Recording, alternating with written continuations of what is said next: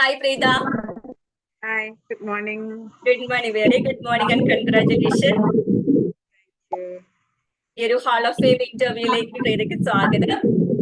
Okay, അപ്പൊ ഞാൻ ആദ്യം തന്നെ പ്രീതേനെ ഒന്ന് ഇൻട്രൊഡ്യൂസ് ചെയ്യാം. പ്രീതയുടെ ഒരു കുട്ടിക്കാലം, പ്രീത പഠിച്ച കാര്യങ്ങള്, പ്രീത എന്താണ് ചെയ്തത്, ഫാമിലി ലൈഫ്, നിലവിൽ എന്നിട്ട് ഈ ഒരു ഇപ്പോഴത്തെ നിലവിൽ ഒരു ലൈഫിലേക്ക് ഇപ്പൊ ചെയ്യുന്ന കാര്യങ്ങളിലേക്ക് എങ്ങനെയാണ്. ദാറ്റ് മീൻസ് നമ്മുടെ ഈ ഒരു മോംബി സക്സസ് ഹബ് കമ്മ്യൂണിറ്റിയിൽ വരുന്നതിന് മുൻപ് വരെയുള്ള ഒരു പ്രീതേനെ ഒന്ന് ഞങ്ങൾക്ക് വേണ്ടി ഇൻട്രൊഡ്യൂസ് ചെയ്യും. ഞാനൊരു മിഡിൽ ക്ലാസ് ഫാമിലി ആണ് ജനിച്ച. അച്ഛനമ്മ രണ്ടുപേരും ഗവൺമെന്റ് ജോലിക്കാരായിരുന്നു. ഗവൺമെന്റ് ജോലിക്കാരായിരുന്നു എന്നുള്ളതുകൊണ്ട് ഞങ്ങൾ റിച്ച് ഒന്നും ആയിരുന്നില്ല. കാരണം അവര് ഒന്നുമില്ല, സ്വത്തുണ്ടായിട്ടും ഒന്നുമില്ലായ്മയിൽ നിന്ന് തന്നെ വന്ന രണ്ട് വ്യത്യസ്ത വ്യക്തികളായിരുന്നു. അപ്പൊ അവരുടെ മെയിൻ ഉദ്ദേശം എന്നുള്ളത് അവരുടേതായ ഒരു വീട് ഉണ്ടാക്കുക, അങ്ങനെ സ്വന്തമായിട്ട് എന്തെങ്കിലുമൊക്കെ ഉണ്ടാക്കി ഞങ്ങളെ പഠിപ്പിക്കുക, ആ ഒരു ഇതിലായിരുന്നു. ആക്ച്വലി ഞങ്ങളൊന്നും വെൽ സെറ്റിൽഡ് എന്ന് പറയുന്നത് ആക്ച്വലി ആവുന്നത് എൻ്റെ ഒരു മാരേജ് ആവുമ്പോഴേക്കുമാണ്. കുഴപ്പമൊന്നുമില്ലാതെ ഫിനാൻഷ്യലി ഓക്കെ ആയത് ഞങ്ങള്. അപ്പൊ അതുവരെ ഉള്ള ഞാനെന്ന് പറയുന്നത് ചെറിയ സ്കൂളിൽ പഠിക്കാൻ പഠിക്കുകയായിരുന്നു. മറ്റു കോ കരിക്കുലർ ആക്ടിവിറ്റീസിൽ എല്ലാത്തിലും കയറി തലയിടുന്ന കുട്ടികളെ എന്ത് ടീച്ചർ ചോദിച്ചാലും അതിനെല്ലാം കൈവക്കി എന്ന് വെച്ചാൽ കമ്മ്യൂണിക്കേഷൻ ഒരിക്കലും ഒരു ബുദ്ധിമുട്ടുണ്ടായിരുന്നില്ല. അപ്പൊ ആ സ്കൂളിൽ പഠിക്കുമ്പോ പാടാൻ കഴിവുണ്ട് എന്ന് മനസ്സിലായി, നൃത്തം ചെയ്യാൻ കഴിവുണ്ടെന്ന് മനസ്സിലായി. പക്ഷെ നമ്മള് കൂടുതലും കമ്മ്യൂണിക്കേഷൻ ഇതിൽ നിൽക്കുമ്പോൾ എപ്പോഴും ആങ്കറിങ് അല്ലെങ്കിൽ കോമ്പിയറിങ്ങിലേക്കായിരിക്കും നമ്മളെ പിടിച്ച് ടീച്ചർ. അപ്പൊ നമ്മളുടേതായ ഒരു കഴിവ് നമ്മൾക്ക് കൂടുതൽ പുറത്തേക്ക് കൊണ്ടുവരാൻ പറ്റിയിട്ടില്ല. അന്നത്തെ കാലത്ത് സംഗീതം പഠിക്കണം എന്ന് ആഗ്രഹം ഉണ്ടായിരുന്നു, കുറച്ചു നാൾ പോയി നോക്കി.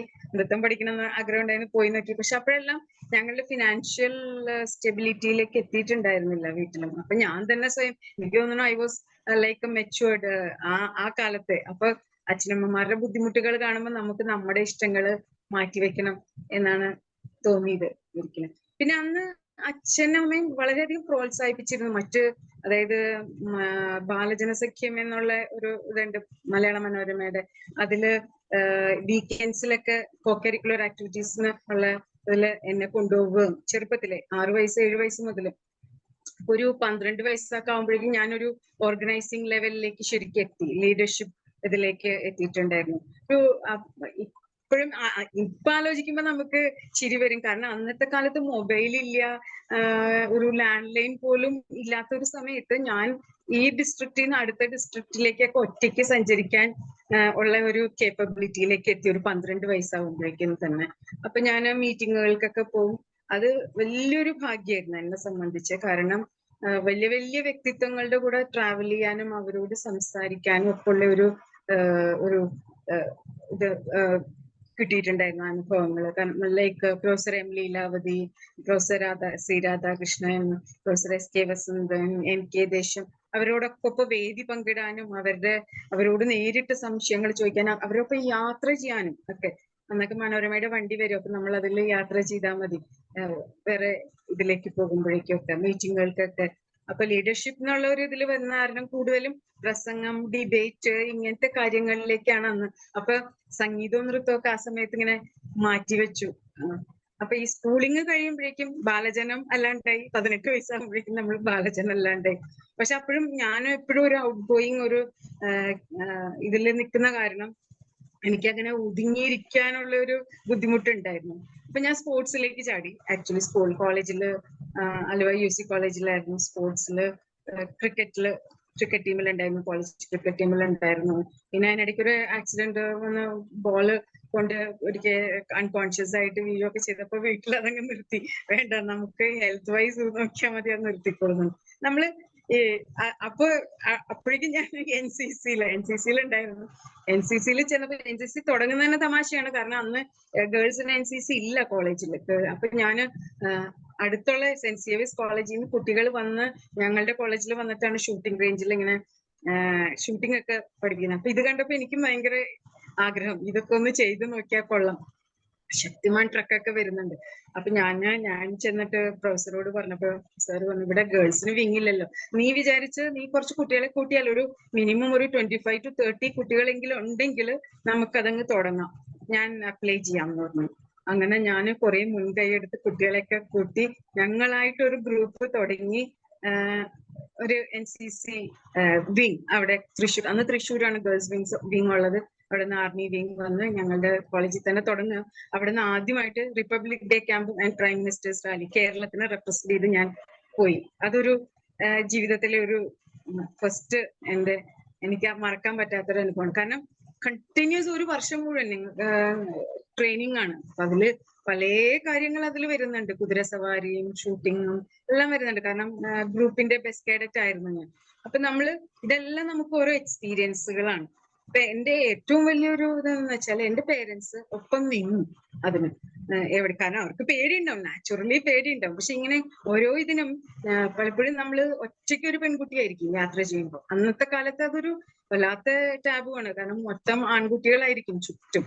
അപ്പൊ അച്ഛൻ പറഞ്ഞൊരു കാര്യമുണ്ട്, എനിക്ക് നിന്നെ വിശ്വാസമാണ്, ആ വിശ്വാസം കളഞ്ഞു കുടിക്കരുത് എന്നുള്ള. അപ്പൊ ട്രസ്റ്റ് എന്നുള്ളത് ആ ഒരു വാക്കുണ്ടല്ലോ, അത് നമ്മള് ഒരിക്കലും കളഞ്ഞു കുടിക്കരുത് എന്നുള്ള ആ ഒരു ഇത്. അപ്പൊ ഞാൻ അന്ന് ആ അച്ഛന് കൊടുത്ത ആ വാക്ക് ഞാൻ actually I think till now I have kept that promise എന്നുള്ളതാണ്. കാരണം ക്യാരക്ടറിൽ ഒരു കോംപ്രമൈസും ചെയ്യില്ല എന്നുള്ള ഒരു ഇത് ഞാൻ അന്നേ തീരുമാനിച്ചിട്ടുണ്ടായിരുന്നു. അപ്പൊ അതങ്ങനെ. പിന്നെ പഠനം കഴിയുന്നു, ജോലിക്ക് ചേരുന്നു. കുറച്ചു കഴിയുമ്പോഴേക്കും വിവാഹം. എന്താണ് എക്സാക്ട്ലി ഗ്രാജുവേഷൻ ഏതായിരുന്നു, സബ്ജക്ട് എന്തായിരുന്നു? ആണ് എടുത്തത്. അപ്പൊ ഇതിനിടയിൽ കൂടെ നമ്മള് കോ കരിക്കുലർ ആക്ടിവിറ്റീസിനാണ് കൂടുതൽ എന്നുള്ള കാരണം നമ്മൾ ജസ്റ്റ് തട്ടിമുട്ടിയും പാസ്സായി എന്നുള്ള രീതിയിലാണ് പോയത്. കാരണം ക്ലാസ്സുകളിലൊന്നും ഒരിക്കലും ഉണ്ടാവില്ല, ജയിക്കുന്ന പോലും പലരും പ്രതീക്ഷിക്കില്ല. അപ്പൊ ജസ്റ്റ് പാസ്സായിട്ട് അങ്ങ് പോകണം. എന്ത് സബ്ജക്റ്റ് മാത്സിനോട് ആയിരുന്നു ആക്ച്വലി അവിടെ? ജസ്റ്റ് ഒന്ന് കോഴ്സ് ആയിരുന്നു, മാത്സ് ആയിരുന്നു? മാത്സ് ഫിസിക്സ് സ്റ്റാറ്റിസ്റ്റിക്സ് ആയിരുന്നു. കാരണം Okay. മാത്സ് ഭയങ്കര ഇഷ്ടം ഉണ്ടായിട്ട് തന്നെ എടുത്തതാണ്. കാരണം ഒരു 10th ഒക്കെ പഠിക്കുമ്പോഴേക്കും 97-98% ഒക്കെ ഉണ്ടായിരുന്നു മാത്സിന് തന്നെ. അത് അങ്ങനെ ഒരു ഇതിൽ എടുത്താണ്. പക്ഷെ ഇങ്ങനെ ഡീവിയേറ്റ് ചെയ്ത് പോയപ്പോ മാർക്ക് കുറഞ്ഞു എന്നുള്ളത് കൊണ്ട് അപ്പൊ ഭയങ്കരമായിട്ട് അതെന്നെ അഫക്ട് ചെയ്തു. അപ്പൊ എന്ന് വെച്ചാൽ നമ്മള് അത്രയും ക്ലാസ്സുകൾ പോയത് കൊണ്ടാണ് എന്നുള്ളത് മറ്റു പലർക്കും നമുക്ക് അറിയാം. എല്ലാവർക്കും ഞാൻ അത്ര മോശമൊന്നും ആയിരുന്നില്ല പഠിക്കാൻ. പക്ഷെ അത് കഴിഞ്ഞപ്പോ അപ്പൊ എനിക്ക് ഭയങ്കരമായിട്ട് ഞാൻ അങ്ങ് കുറച്ച് വിഷമായി. പിന്നെ അപ്പൊ MSc മാത്സ് എന്നുള്ളതിനേക്കാളും കൂടുതൽ ഞാൻ എപ്പോഴും ഒരു സോൾവിങ് പ്രോബ്ലം അതിലേക്ക് തിയററ്റിക്കൽ ഇതിലല്ല എനിക്കിഷ്ടം. ആപ്ലിക്കേഷൻ എന്നുള്ളതിലായിരുന്നു എപ്പോഴും ഒരു താല്പര്യം. അതൊന്നും ഉണ്ടായിരുന്നില്ല ഞാൻ പഠിക്കുന്ന കോളേജിൽ. അപ്പൊ ഞാൻ വിചാരിച്ചു കുറച്ച് ഒരു ചേഞ്ച് ഇതിൽ മാറാം. അപ്പൊ അങ്ങനെ നോക്കിയിട്ട് ഞാൻ post graduate diploma in public relations and advertising ആണ് എടുത്തത്. School of communication management studies അത് എടുത്തായിരുന്നു. അത് കഴിഞ്ഞ് ഒരു പബ്ലിക് റിലേഷൻസ് ഓഫീസറായിട്ട് ഞാൻ ജോലിക്ക് കയറി ഒരു കമ്പ്യൂട്ടർ സെന്ററിൽ. അപ്പോഴേക്കും 24 വയസ്സായപ്പോഴേക്കും കല്യാണത്തിനുള്ള ഇതായി. അപ്പൊ അച്ഛന് നിർബന്ധം ഉണ്ടായിരുന്നു വേഗം കല്യാണം കഴിച്ചു. ഏത് ഇയറിലായിരുന്നു ജോലിക്ക് കയറിയത്? ഒരു 93-ലായിരുന്നു. അന്നേരം നമ്മള് ജോലിക്ക് കയറുന്നു, അപ്പോഴേക്കും കല്യാണം ആലോചിച്ചു. ആ സമയത്ത് ഇന്ത്യൻ എയർലൈൻസിന്റെ, കാരണം പറക്കാൻ NCCയിലും ഞാൻ പല പ്രാവശ്യം പാരാസൈലിംഗ് പാരാഗ്ലൈഡിങ്ങിനൊക്കെ ഒന്ന് ശ്രമിക്കുന്നുണ്ടായിരുന്നു. പക്ഷെ ആ സമയത്ത് അത് എനിക്ക് അണ്ടർ വെയിറ്റ് എന്നുള്ള ഇത് കാരണം കിട്ടിയില്ല. അതിന് കുറെ കടമ്പകളുണ്ട്. അപ്പൊ ഇന്ത്യൻ എയർലൈൻസിന്റെ ഇതിന് എയർ ഹോസ്റ്റസ് ഇതിന് ഞാൻ അപ്ലൈ ചെയ്തു. അതിന് എക്സാം പാസ്സായി, ഇന്റർവ്യൂ പാസ്സായി, ഡിബേറ്റ് പാസ്സായി. പക്ഷെ ആ പാനൽ വന്നില്ല. നമ്മൾ വിചാരിക്കുന്ന പോലെ എപ്പോഴും കാര്യങ്ങൾ നടന്നോളണമെന്നൊന്നുമില്ലല്ലോ. അപ്പൊ അത് മാറിപ്പോയി. പക്ഷെ അതുകൊണ്ട് വലിയ വിഷമം തോന്നിയില്ല. പക്ഷെ വിവാഹം കഴിയുന്നു. വിവാഹം കഴിഞ്ഞതോടുകൂടി എന്ത് പറ്റിയെന്ന് വെച്ചാല് ഒരു 3 വീക്സ് കഴിയുമ്പോഴേക്കും ഞാൻ കേരളം വിടുവാണ്. പിന്നെ ഒരു 3 വീക്സ് കഴിയുമ്പോഴേക്കും ഞാൻ നേരെ പോകുന്നത് ഗോവയിലേക്കാണ്. അപ്പൊ ഗോവ അന്നേ ഒരു എന്താ പറയാ, ഒരു വെസ്റ്റേൺ കൺട്രി ഇൻസൈഡ് ഇന്ത്യ എന്നുള്ള രീതിയിലാണ് അന്നത്തെ ഒരു ഇത്. പക്ഷെ അവിടെ ചെല്ലുമ്പോ ഭയങ്കരമായിട്ട് കൾച്ചറൽ ഡിഫറൻസ് ഉണ്ടായിരുന്നു. എന്നാലും കുറച്ചു നാൾ കൊണ്ട് അത് ഞാൻ പിടിച്ചേ കിട്ടി. പക്ഷെ പിന്നീട് അങ്ങോട്ട് എന്താ പറയാ, ഭാര്യ, അമ്മ, അല്ലെ ഒരു as every woman in India, എനിക്ക് തോന്നുന്നു അങ്ങനെയാണ് പലരും. എത്രയോ ഒരു നമ്മൾ എത്ര ഔട്ട് ഗോയിങ് ആണെങ്കിലും നമ്മളൊരു ഫാമിലി ലൈഫിലേക്ക് കടന്നു കഴിയുമ്പോൾ നമ്മളുടെ ഇഷ്ടാനിഷ്ടങ്ങളെ എല്ലാം അങ്ങ് മാറ്റി വെച്ചിട്ട് പിന്നെ ആ നാല് ചുമരുകൾക്കുള്ളിലേക്ക് അങ്ങ് പോവുകയാണ്. അപ്പൊ ഒരു ആദ്യത്തെ ഒരു 4-5 വർഷമൊന്നും നമുക്ക് കുഴപ്പമുണ്ടാവില്ല. കാരണം പുതിയ ഒരാൾ അദ്ദേഹത്തിനെ അതെ. പഠിക്കണം. ഇതൊരു ലവ് മാരേജ് ഒന്നല്ല, അറേഞ്ച് മാരേജ് ആണ്. അപ്പൊ അദ്ദേഹത്തിന് എനിക്കൊട്ട് വരുമ്പോഴേ കുട്ടികൾ പിന്നെ കുട്ടികളുടെ പുറകെയാവും നമ്മള്. ഇതെല്ലാം കഴിഞ്ഞ് നമ്മള് നമ്മളുടേതായ കാര്യങ്ങള്, നമുക്ക് സ്വയം ഇഷ്ടങ്ങളുണ്ടെന്നും നമുക്ക് നമ്മുടേതായ ഡ്രീംസ് ഉണ്ടെന്നും ഉള്ള ആ ഒരു തിരിച്ചറിവിലേക്ക് വരുന്നത് എപ്പോഴാണെന്നറിയോ? നമുക്ക് സമയം കിട്ടുമ്പോഴാണ്. ഈ കുട്ടികൾ വളർന്ന് അവരുടേതായ രീതികൾ നോക്കി തുടങ്ങുമ്പോൾ നമ്മൾ ഫ്രീ ആവും. അപ്പൊ അതെ. നമുക്ക് ഇപ്പം സമയമായി. ഇപ്പം സമയം എത്ര കിട്ടും. മക്കളുണ്ട്? മക്കൾക്ക് ഇപ്പൊ എത്ര ഏജ് ആയി? 2 മക്കളാണ് എനിക്കുള്ളത്. മൂത്തവന് ഇപ്പൊ ഡോക്ടറേറ്റ് ചെയ്യുന്നു, 25 ഇയേഴ്സ് കഴിഞ്ഞു. മോള് 14 വയസ്സ്, ഇപ്പൊ 10th ആവുന്നു. അപ്പൊ ആണ്. അപ്പൊ ഇപ്പൊ ടൈം ഉണ്ട് എനിക്ക്. ഇപ്പൊ ഇപ്പൊ ആ ഒരു ടൈം ലോങ് ഗ്യാപ്പ് അല്ല, ഒരു ഓൾമോസ്റ്റ് 25 ഇയേഴ്സോളം യു അതെ ആർ അതെ ലൈക്ക് അതെ ജസ്റ്റ് ഹൗസ് വൈഫ്. അതെ അതെ അതെ അതെ അല്ല, അതിനിടയ്ക്കൊക്കെ ഞാൻ ജോലി, ചെറിയ ചെറിയ ജോലി ചെയ്യുന്നുണ്ട്. അതായത് ട്രാൻസ്ഫറബിൾ ജോബ് ആയിരുന്നു ഹസ്ബൻഡിന്. അപ്പൊ ഗോവയിൽ ചെന്നപ്പോ ഞാൻ ആദ്യം ചെയ്യുന്നത് എനിക്ക് advertising background, advertising agency front of മാനേജറായിട്ട് കുറച്ച് നാളുണ്ടായിരുന്നു. പിന്നെ ഒരു എയർലൈൻസ് പോകുന്നിടത്തൊക്കെ പഠിക്കാൻ ശ്രമിക്കുമായിരുന്നു. ഞാൻ പൊതുവെ കാര്യങ്ങൾ ഒബ്സർവ് ചെയ്യും, പഠിക്കാൻ ശ്രമിക്കുകയും ചെയ്യുന്ന ആളാണ്. അപ്പൊ പിന്നീട് എടുത്തത് എയർലൈൻസ് മാനേജ്മെന്റിന്റെ ഒരു ഡിപ്ലോമ എടുത്തിരുന്നു. അപ്പൊ എയർലൈൻസ് ഏജൻസിയിൽ ഗോവയിൽ തന്നെ വർക്ക് ചെയ്തിരുന്നു.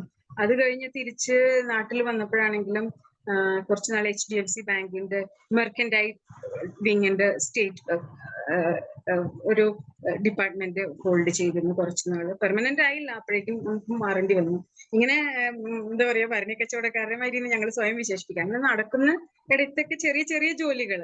അപ്പൊ അവസാനം ഇപ്പൊ ഞങ്ങൾ ആന്ധ്രാപ്രദേശിലേക്ക് എത്തിക്കഴിഞ്ഞപ്പോഴാണ് എനിക്ക് വേറൊരു പാഷൻ വന്നത്. കാരണം ഞാൻ BEd എടുത്തിട്ടില്ല, ടീച്ചർ ആവണമെന്ന് ജീവിതത്തിൽ ഒരിക്കലും ഞാൻ ആഗ്രഹിച്ചിട്ടില്ല. കാരണം എനിക്ക് അതിനുള്ള ക്ഷമയുണ്ടെന്നോ അതിനുള്ള കഴിവുണ്ടെന്നോ ഒന്നും ഞാൻ വിചാരിച്ചിട്ടില്ല.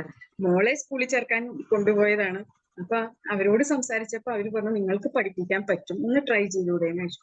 അങ്ങനെ ഞാൻ കഴിഞ്ഞ 10 വർഷമായിട്ട് പഠിപ്പിക്കുന്നുണ്ട്. ആദ്യത്തെ 3-4 വർഷമൊക്കെ ടീച്ചറായിട്ട് സ്കൂളിൽ തന്നെ പോയി. 6-7 വർഷം പോയി. അത് കഴിഞ്ഞപ്പോ പിന്നെ ബുദ്ധിമുട്ടായി.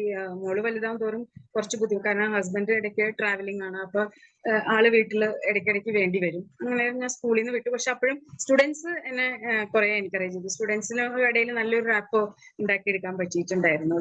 അപ്പൊ അവര് പറഞ്ഞു, മാം വൈകുന്നേരം കോച്ചിങ് തുടങ്ങി, ഞങ്ങള് വരാം. അങ്ങനെ കുറെ നാളുകളായിട്ട് തന്നെ മാത്സ് കോച്ചിങ് ചെയ്യുന്നുണ്ട്. ഇതിന്റെ ഇടയിൽ കൂടെ ഒരു ഓഫ്ലൈൻ ഇതായിട്ട് ഇൻഷുറൻസ് ഏജൻസി, SBI ലൈഫിന്റെ ഇൻഷുറൻസ് ഏജൻസി ചെയ്യുന്നുണ്ട്. ചെറിയ ചെറിയ ജോലികൾ. നമ്മളുടേതായിട്ട് ഭയങ്കര വരുമാനമൊന്നും പറയാൻ പറ്റില്ല. കാരണം എപ്പോഴാണ് നമ്മൾ ഒരു സ്ഥലത്ത് നിന്ന് മറ്റു സ്ഥലത്തേക്ക് പോകുക എന്നുള്ളത് ഒരു തീർച്ചയില്ല. അപ്പൊ എന്റെ പോക്കറ്റ് മണിക്കുള്ള ഒരു ഇത് ഉണ്ടാക്കിയെടുക്കാൻ ഉള്ളത് ചെയ്യാറുണ്ട്. ശരി.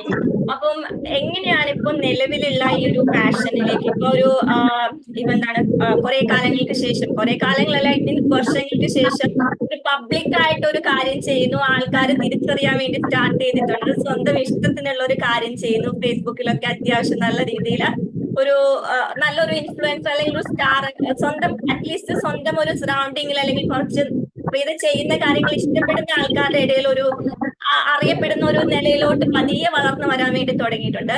അതേപോലെ തന്നെ നമ്മുടെ ഈ ഒരു കമ്മ്യൂണിറ്റിയിലേക്ക് വന്ന കാര്യങ്ങൾ അതൊന്ന് പറയാം. എന്തുകൊണ്ടാണ് ഈ ഒരു കമ്മ്യൂണിറ്റിയിലേക്ക് വന്നത്?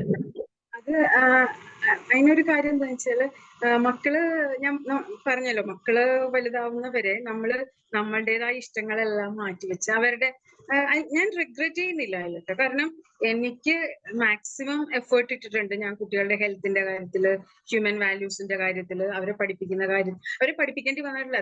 ടച്ച് വുഡ്, ഈശ്വരൻ നല്ല ഒരു ബ്ലെസ്സിങ്. 2 കുട്ടികളും ബ്രില്യന്റ് ആയ കുട്ടികളെയാണ് തന്നിരിക്കുന്നത്. എനിക്ക് ട്യൂഷന് വിടേണ്ടി വന്നിട്ടില്ല, അവരെ എനിക്ക് പഠിപ്പിക്കേണ്ടി വന്നിട്ടില്ല. അപ്പൊ നമ്മളൊരു മൊറൽ അവർക്ക് വേണ്ട കാര്യങ്ങൾ ചെയ്തു കൊടുക്കുക എന്നുള്ള ഒരു ഇതില് നിൽക്കായിരുന്നു. അതിന് ഒരു കാര്യം ഞാൻ ചെയ്തത്, ഞാനും ഹസ്ബൻഡും തീരുമാനിച്ചിട്ട് ഞങ്ങൾ സോഷ്യൽ മീഡിയയിൽ നിന്ന് അകന്ന് നിൽക്കണം എന്നുള്ളൊരു ആഗ്രഹം ഉണ്ടായിരുന്നു, കുട്ടികൾ ശരിയും തെറ്റും തിരിച്ചറിയുന്നത് വരെ. അപ്പൊ ഇപ്പൊ അവര് കാരണം നമ്മൾ കടന്നു പോകുന്നത് വല്ലാതെ ഇൻഫ്ലുവൻസ് ചെയ്യുന്നുണ്ട് സോഷ്യൽ മീഡിയ. അപ്പൊ അതിൽ ശരിയും തെറ്റും കുട്ടികൾക്ക് തിരിച്ചറിഞ്ഞോളണം എന്നില്ല, നമ്മള് എത്ര തന്നെ തിരിച്ചറിഞ്ഞാലും. അപ്പൊ നമ്മൾ അതിൽ കടന്ന് വളരെയധികം അഡിക്റ്റഡ് ആയിട്ട് നമ്മൾ നമ്മുടെ കുട്ടികളോട് പറയുകയാണ് നിങ്ങൾ ചെയ്യരുത് കേട്ടോ എന്ന് പറഞ്ഞാൽ അതിന് വലിയ വിലയൊന്നും ഉണ്ടാവില്ല. ഞങ്ങൾ രണ്ടുപേരും അതിൽ നിന്ന് കംപ്ലീറ്റ് ആയിട്ട് ഒഴിഞ്ഞു നിന്നിട്ടുണ്ടായിരുന്നു.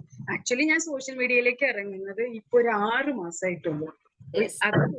അതുവരെയും ഞാനായിട്ട് ഒരു FB അല്ലെങ്കിൽ യൂട്യൂബ് അല്ലെങ്കിൽ ഇൻസ്റ്റ ഒരു അക്കൗണ്ട് എനിക്ക് ഉണ്ടായിട്ടില്ല, ഞങ്ങൾ ഉണ്ടായിട്ടില്ല. കാരണം 10ാം ക്ലാസ് കഴിഞ്ഞപ്പോ എന്റെ മോൻ ഒരെണ്ണം തുടങ്ങാൻ നോക്കി അവന്റേതായിട്ട്. അപ്പൊ ഞാൻ അതിനെ റെസ്ട്രിക്ട് ചെയ്തു.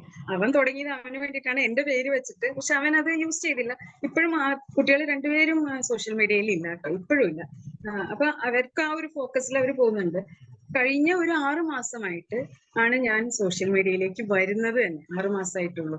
ഒരു ഡെഡായി കിടന്നിരുന്ന എന്റെ മകൻ ഉണ്ടാക്കിയ ഒരു FB അക്കൗണ്ടിൽ നിന്ന് ഞാൻ പതുക്കെ പിടിച്ചു കയറുമായിരുന്നു. അതിന് കാരണം എന്താ വെച്ചാല് നമ്മള് പഴയ ഇപ്പൊ ഒരു ട്രെൻഡ് മാതിരി വാട്സാപ്പില് സ്കൂൾ ഗ്രൂപ്പുകളുണ്ട്, കോളേജ് ഗ്രൂപ്പുകളുണ്ട്. അപ്പൊ സ്കൂൾ ഗ്രൂപ്പിൽ നിന്നൊക്കെ നല്ലൊരു എൻകറേജ്മെന്റ് കിട്ടിയിട്ട് നീ പാടും അറിയാവുന്ന പാട് അത് പോസ്റ്റ് ചെയ്യും. അങ്ങനെ ആദ്യമായിട്ട് ചാടിയ സോഷ്യൽ മീഡിയ എന്ന് പറയുന്നത് സ്മ്യൂളാണ്. അപ്പൊ അത്ര നാളെ ഞാൻ കരോക്കെ സിംഗിങ് പോലും നടത്തിയിട്ടില്ല എന്നുള്ളതാണ്. അപ്പൊ അതിലൂടെ പതുക്കെ പ്രാക്ടീസ് ചെയ്ത് തുടങ്ങി. പാട്ടുകളൊക്കെ തുടങ്ങി കഴിഞ്ഞപ്പോ സ്മ്യൂളിൽ തന്നെയും കുറച്ച് എനിക്ക് നല്ല ഫോളോവേഴ്സ് വന്നിട്ട് അവര് പറയാൻ തുടങ്ങി, നിങ്ങൾ എന്തുകൊണ്ട് സോഷ്യൽ മീഡിയയിലേക്ക് പോകുന്നില്ല, മറ്റുള്ളവരെ അറിയട്ടെ, ഒന്ന് വരൂ. അങ്ങനെ അവരുടെയും കൂടി പ്രോത്സാഹനം ഉണ്ട്. അങ്ങനെയാണ് FBയിലേക്കും ഇൻസ്റ്റയിലേക്കും യൂട്യൂബിലേക്ക് ഇറങ്ങുന്നത്. ഞാൻ തന്നെ ഞെട്ടിയെന്ന് വെച്ചാൽ ആദ്യത്തെ എന്റെ പാട്ട് ഒരു 2 ആഴ്ചക്കുള്ളിൽ തന്നെ ഒരു 1K വ്യൂസ് കഴിഞ്ഞു പാട്ട് തന്നെ. അപ്പൊ എനിക്ക് തോന്നി കൊള്ളാലോ. കാരണം നമ്മൾ അത്ര നാളും ഇതിനെ ഒന്നും പ്രതീക്ഷിച്ചിട്ടോ എന്തെങ്കിലും അല്ല, ഒരു പാട്ട് ഇട്ടു ഓണത്തിന് ഉള്ള ഒരു പാട്ട്. അങ്ങനെ അത് 1K വന്നപ്പോഴാണ് ശരി എന്നാ ഇതിൽ ഇനിയും ശ്രമിക്കാം എന്നുള്ള ഒരു ഇത്. ഇപ്പോഴും എനിക്ക് എന്റെ ഒരു പ്രശ്നം വെച്ചാൽ ഞാൻ ടെക്നിക്കലി വളരെ മോശമാണ്. ടെക്നിക്കൽ നോഹൗ വളരെ ഗാഡ്ജറ്റ്സ് ഒക്കെ ഉപയോഗിക്കുകയാണെങ്കിലും അപ്പൊ പഠിക്കും, പക്ഷെ അത് വളരെ സ്ലോ ആണ്. മറ്റു കാര്യങ്ങളിലെ സോഫ്റ്റ് സ്കിൽസ് മാതിരിയല്ല അത്. അപ്പൊ ഞാനത് എന്നെ കൊണ്ട് ഇപ്പൊ പറ്റുമോ ആ ഒരു ഇൻഹിബിഷൻ നമുക്ക് എപ്പോഴും ഉണ്ടാവും. അപ്പോഴാണ് ഞാനിങ്ങനെ FB തുറക്കുമ്പോൾ ഒരു ദിവസം ഇങ്ങനെ മാമിന്റെ ഫ്രീ വെബിനാർ എന്ന് പറഞ്ഞ ഇത് കാണുന്നതും അതിൽ ക്ലിക്ക് ചെയ്ത് ആ ക്ലാസ്സിൽ കയറുന്നുണ്ട്. അങ്ങനെ വന്നു കഴിഞ്ഞപ്പോ ഒരു കാര്യം മനസ്സിലായി, എന്നെ പോലെയുള്ള സെയിം ഒരേ തൂവൽ പക്ഷികൾ, ഒരേ കമ്മ്യൂണിറ്റി എന്ന് പറയുമ്പോൾ അങ്ങനെയാണ്. പ്രത്യേകിച്ച് സ്ത്രീകളും കൂടി ആവുമ്പോൾ നമുക്ക് കുറച്ചും കൂടി ഒരു തുറന്നു പറയാനുള്ള ഒരു സ്റ്റേജാണ്. അങ്ങനെയാണ് അതില് കയറുന്നത്. കയറിക്കഴിഞ്ഞാൽ ആക്ച്വലി എനിക്ക് തോന്നുന്നു ഇപ്പൊ ഒരു 3 മാസം ആകുന്നേ ഉള്ളൂ. ആ ഒരു കമ്മ്യൂണിറ്റിയിൽ 3 മാസം കൊണ്ട് ഇപ്പൊ FB എങ്ങനെയാണ് അല്ലെങ്കിൽ ഇൻസ്റ്റയിൽ പോസ്റ്റ് ചെയ്യുന്ന അല്ലെങ്കിൽ വീഡിയോസ് പോലും പല പ്രാവശ്യം ഞാനപ്പോ ആദ്യം സ്മ്യൂളിലേക്ക് പോസ്റ്റ് ചെയ്യുമ്പോൾ എനിക്ക് മെസ്സേജ് വരും, this video resolution is very bad, we cannot accept എന്നൊക്കെ പറഞ്ഞു വരും. അപ്പൊ എനിക്ക് അതിനെപ്പറ്റി എന്താണ് നടക്കുന്നതെന്നൊന്നു പോലും അറിഞ്ഞുകൂടാതിരിക്കുന്ന ഒരു സന്ദർഭത്തിലാണ് ഞാൻ ഈ കമ്മ്യൂണിറ്റിയിലേക്ക് വരുന്നത്. മാമിന്റെ ക്ലാസ്സുകളും ഡൗട്ടും very much grateful to you. കാരണം ഈ ഒരു ഒറ്റ 2 മാസം കൊണ്ട് എനിക്ക് കിട്ടിയിരിക്കുന്നു. ഇപ്പൊ FB നേരിട്ട് നമുക്ക് മെസ്സേജ് ഇടുന്നത് അതുപോലും എനിക്കറിയില്ല. നമുക്ക് ഇപ്പൊ കണ്ടിന്യൂസ് ആയിട്ട് കഴിഞ്ഞ ഒരു മാസത്തിൽ ഞാൻ റൈസിംഗ് സ്റ്റാർ എന്നുള്ള ലേബൽ FB എനിക്ക് തന്നിട്ടുണ്ട്. Very message you can monetise now. ഇങ്ങനെ ഇതെല്ലാം നമുക്ക് നേരിട്ട് മെസ്സേജുകൾ വരുമ്പോഴാണ് നമ്മൾ മനസ്സിലാക്കുന്നത്, അയ്യോ ഇങ്ങനെയൊക്കെ സംഭവങ്ങളുണ്ട്. അത് ഈ കമ്മ്യൂണിറ്റി വന്നതിന് ശേഷം മാത്രമാണ് ഞാൻ അതിനെപ്പറ്റി എല്ലാം മനസ്സിലാക്കുന്നത്. അതൊരു വല്ലാത്ത ഒരു കോൺഫിഡൻസ് നമുക്ക് കൂട്ടി തരുന്നുണ്ട്. അല്ലെങ്കിൽ വേറെ ഇപ്പൊ ഇതിൽ ചേർന്നില്ലായിരുന്നെങ്കിൽ ഞാനിപ്പോഴും പാട്ടുകൾ ഇടയ്ക്കിട്ട് അതൊരു കണ്ടിന്യൂസ് പ്രോസസ് ഒന്നും ആയിരിക്കില്ല. എന്റെ സമയം മാതിരി എനിക്ക് തോന്നിയ മാതിരി അങ്ങനെ ഇട്ടിട്ട് പോകും. പിന്നെ അതിനെപ്പറ്റി അങ്ങ് മറക്കും. അല്ലെ നമ്മള് ജസ്റ്റ് അങ്ങനെ ഒഴുക്കത്തിട്ടുള്ള പോലെ എന്നൊക്കെ പറയില്ല, അങ്ങനെ അങ്ങ് പോകും. പക്ഷെ ഇപ്പൊ നമുക്ക് ക്ലിയർ ആയിട്ടുള്ള ഒരു ഫോക്കസ് ഉണ്ട്, എന്തിലേക്കെങ്കിലും ഒന്ന് ഇത് വരുമാനമാക്കാൻ പറ്റും എന്നുള്ള ഒരു ഫോക്കസിലേക്ക് വന്നു ഞാൻ. അതൊരു വലിയ കാര്യമാണ്. അതിന് തീർച്ചയായും. Thank you. അത് മാത്രല്ല ഞാൻ ഐ എം ഓൾസോ സീയിങ് പ്രീതയുടെ പോസ്റ്റുകളൊക്കെ കാണാറുണ്ട്. So you are having like ഒരു ഫാൻ ഫോളോയിങ് ഉണ്ട് എന്നുള്ളതാണ് ഈ കുറഞ്ഞ കാലം കൊണ്ട് തന്നെ. പ്രീതയുടേതായിട്ടുള്ള ഒരു കമ്മ്യൂണിറ്റി ഫേസ്ബുക്കിൽ ക്രിയേറ്റ് ചെയ്യാൻ പ്രീതയ്ക്ക് കഴിഞ്ഞിട്ടുണ്ട്. ആ ഒരു എടുക്കുന്ന ആക്ച്വലി ഞാൻ ഒന്നും കൂടെ നമ്മുടെ വ്യൂവേഴ്സിന് വേണ്ടി കാണുന്നവർക്ക് വേണ്ടി പറയാം. പ്രീത പാട്ടാണ് പ്രീതയുടെ പാഷൻ. പറഞ്ഞതുപോലെ ആള് പാട്ട് ഒരു എന്താ പറയാ ശാസ്ത്രീയമായിട്ട് സംഗീതം പഠിച്ചിട്ടൊന്നുമില്ല. ഒരു പാഷന്റെ മുകളിൽ വന്നു തിരിച്ച് ഈ പറഞ്ഞ പോലെ സോഷ്യൽ മീഡിയയിലേക്ക് വന്നപ്പോഴത്തേക്കും ആ ഒരു പാഷനെയാണ് പുറത്തേക്ക് കൊണ്ടുവരാൻ വേണ്ടി ശ്രമിച്ചത്. And she is actually successful in that. So ആ ഒരു ജോണറിലുള്ള ആ ഒരു ജോണർ എന്ന് പറയുമ്പോഴത്തേക്ക് എനിക്ക് തോന്നുന്നു കുറച്ച് പഴയ പാട്ടുകളാണല്ലേ പ്രീത കൂടുതലായിട്ടും പാടുന്നത്. പഴയ പാട്ട് അതെ പാടാറുണ്ട്. അതെ, അതിനൊപ്പം അതിൻ്റെതായിട്ടുള്ള ഒരു ഫാൻ ഫോളോയിങ്, ഒരു ഫാൻ ബേസ് ഈ കുറച്ച് നാള് കൊണ്ട് തന്നെ ഈ പറഞ്ഞതുപോലെ വലിയ ടെക്നിക്കൽ നോളജ് ഇല്ല, വീഡിയോസ് ഒന്നും അത്ര നന്നായിട്ട് ചെയ്യാൻ അറിയില്ലായിരുന്നു. But still she done that. ആ ഒരു ഫാൻ ബേസിനെ ക്രിയേറ്റ് ചെയ്തെടുക്കുക. അത് എന്തുകൊണ്ടാന്ന് വെച്ച് കഴിഞ്ഞാൽ ആ ഒരു പാഷനെ അത്രയും നല്ലൊരു രീതിയിൽ എടുത്തിട്ട് അത് അപ്ലൈ ചെയ്യാൻ വേണ്ടിയിട്ട് നമ്മള് എന്തൊരു കാര്യം ആക്ഷൻ എടുക്കുമ്പോഴാണ് അതിന് റിസൾട്ട് ഉണ്ടാകുന്നത്. She is a very example to that. ഭയങ്കര സന്തോഷമുണ്ട്. അതിന് വളരെ കുറച്ച് നാൾ കൊണ്ട് തന്നെ ഫേസ്ബുക്കിൽ നല്ല രീതിയിൽ ഫോളോവേഴ്സിനെ ക്രിയേറ്റ് ചെയ്തു. കൃത്യമായിട്ട് എല്ലാ പാട്ടുകളും കേൾക്കുന്ന ആൾക്കാരുണ്ട്. ഐ തിങ്ക് കമന്റ്സ് വരാറുണ്ട്, നല്ല നല്ല മെസ്സേജസ് വരാറുണ്ട് അല്ലെ? അത് നെഗറ്റീവ് വളരെ കുറവാണ് വരുന്നത്. അത് ഇറങ്ങുമ്പോ കാരണം നമ്മൾ ഇത്ര നാളും സോഷ്യൽ മീഡിയയിൽ ഇല്ലാതിരുന്ന് ഇറങ്ങുമ്പോ തന്നെ നമുക്കൊരു അയ്യോ നെഗറ്റീവ് കമന്റ്സ് പേടിയാണ്. തീർച്ചയായിട്ടും അത് എനിക്ക് അതിലോട്ടും പറഞ്ഞു. പ്രീതായി പറഞ്ഞതുപോലെ തന്നെ ഒത്തിരി സ്ത്രീകൾക്ക് ഈ ഒരു പേടിയുണ്ട്. പ്രത്യേകിച്ചും ഒരു 40+ ഏജിലൊക്കെ ഉള്ള ആൾക്കാര് അവർ ചിലപ്പോൾ ഇപ്പോഴായിരിക്കും ഈ പറയുന്ന സോഷ്യൽ മീഡിയ ഒക്കെ ഉപയോഗിക്കാൻ തുടങ്ങുന്നത്. അപ്പൊ അവർക്ക് എന്നും ഒരു പേടിയാണ്, വല്ല കുഴപ്പം ഉണ്ടാവുമോ, നമ്മളെ ആൾക്കാർ എന്തെങ്കിലും പറയുമോ, മറ്റുള്ളവർ എന്ത് വിചാരിക്കുന്നൊക്കെ വിചാരിച്ചിട്ട് ഇപ്പോഴും അവരുടെ ആഗ്രഹങ്ങളെ ഒക്കെ മാറ്റി വെച്ചിരിക്കുന്ന ഒത്തിരി സ്ത്രീകളുണ്ട്. സോ അവർക്കൊരു എക്സാമ്പിൾ കൂടെയാണ് പ്രീത. സോ ഇപ്പോഴത്തെ ഒരു ഹാപ്പിനെസ് എങ്ങനെയാണ്? ഈ പറഞ്ഞതുപോലെ മെസ്സേജസ് ഒക്കെ കാണുമ്പോൾ how do you feel now? വളരെയധികം സന്തോഷമുണ്ട്. കാരണം ധാരാളം ഡെയിലി നല്ലപോലെ മെസ്സേജസ് പേഴ്സണൽ മെസ്സേജസ് ഞാൻ പൊതുവെ എൻകറേജ് ചെയ്യാറില്ല. എന്നാലും നമ്മൾ കൂടുതൽ ഒട്ടും റെസ്പോണ്ട് ചെയ്തില്ലെങ്കിൽ പോലും വളരെ റിലീജിയസ്ലി മെസ്സേജ് ചെയ്യുന്ന ചിലരുണ്ട്. വളരെ നന്നായിരുന്നു ഈ പാട്ട്, നന്നായിട്ട് പാടണം, ഇനിയും പാടണം, അങ്ങനെ പ്രോത്സാഹിപ്പിക്കുന്ന ധാരാളം പേരുണ്ട്. അതൊരു നമ്മുടെ ഒരു പാഷൻ നമ്മൾക്ക് സന്തോഷം തരുന്നുണ്ടെങ്കിൽ അത് വലിയ കാര്യമല്ലേ. തീർച്ചയായും. ശരി, നമ്മുടെ ഈ ഒരു കമ്മ്യൂണിറ്റിയിൽ വന്ന കാര്യങ്ങളൊക്കെ പറഞ്ഞു. എങ്ങനെയാണ് പ്രീതയ്ക്ക് അതിന്റെ ഒരു ഹെൽപ്പ്. അപ്പൊ സോ ഒരു 3 കാര്യങ്ങൾ ഈ ഒരു കമ്മ്യൂണിറ്റിയിൽ വന്നതിന് ശേഷം പ്രീതയുടെ ഈ ഒരു ജേണിയില് ഏറ്റവും കൂടുതൽ പ്രീതനെ അഫക്ട് ചെയ്ത് അല്ലെങ്കിൽ എഫക്റ്റീവായിട്ട് തോന്നി അല്ലെങ്കിൽ പ്രീതനെ ഷിഫ്റ്റ് ചെയ്യാൻ വേണ്ടിയിട്ട് ഹെൽപ്പ് ചെയ്ത ഒരു 3 കാര്യങ്ങളൊന്ന് ഷെയർ ചെയ്യും. ആദ്യത്തെ കാര്യം ഒരു ലേഡീസ് ഓൺലി കമ്മ്യൂണിറ്റി ആണെന്നുള്ളതാണ്. അപ്പൊ നമ്മളെപ്പോഴും ഒരു എന്താ പറയാ അത്രയ്ക്ക് അങ്ങോട്ട് പേടിക്കേണ്ട ഒരു സിറ്റുവേഷൻ ഇല്ല. നമുക്ക് തുറന്നു പറയാനുള്ള ഒരു സ്റ്റേജ് ആണ്. അപ്പൊ ഫ്രീ വെബിനാർ എന്ന് പറഞ്ഞാൽ നമ്മൾ കേറുമ്പോ തന്നെ നമുക്കറിയാം. അപ്പൊ പിന്നെ നമ്മൾ കോഴ്സ് ഫീ ഒക്കെ കണ്ടിട്ട് നമ്മൾ പലപ്പോഴും അപ്ലൈ ചെയ്യുമ്പോൾ അവിടെ എത്തിക്കപ്പെടുന്ന ഇത് അങ്ങനെയും ഒരു വശം സോഷ്യൽ മീഡിയക്ക് ഉണ്ടല്ലോ. അപ്പൊ നമ്മള് ഇത് പറ്റിക്കപ്പെടുമോ? അപ്പൊ കൂടുതലും ഇത് മെയിൽ ആൻഡ് ഫീമെയിൽ ഇത് വരുമ്പോ നമ്മൾ കൂടുതലും ഫീമെയിൽ ഇതിലേക്കാണ് നോക്കുക. അപ്പൊ പറ്റില്ല എന്നുള്ളൊരു വിശ്വാസം ഒരു ലേഡീസ് ഓൺലി കമ്മ്യൂണിറ്റിയിലാവുമ്പോ കുറച്ചും കൂടി എനിക്ക് തോന്നുന്നു കുറച്ചും കൂടി അത് ഉറപ്പായിട്ട് എടുക്കാം. പിന്നെ ഈ കമ്മ്യൂണിറ്റിയിലേക്ക് വന്ന് കുറച്ചും കൂടി ഷെയർ ചെയ്ത് അപ്പൊ ആദ്യം വരുമ്പോ എനിക്ക് ആദ്യം ഒരു സംശയം വന്നിട്ട് കൂടുതലും ഓൺലൈൻ വീട്ടിലിരുന്ന് ബിസിനസ് ചെയ്യുന്ന ആയിരുന്നു കൂടുതൽ. അതിന്റെ ഇടയിൽ ഞാൻ കലകളുടെ രംഗത്ത് വരുന്നത് ഞാൻ ഒരാളേ ഉള്ളൂ.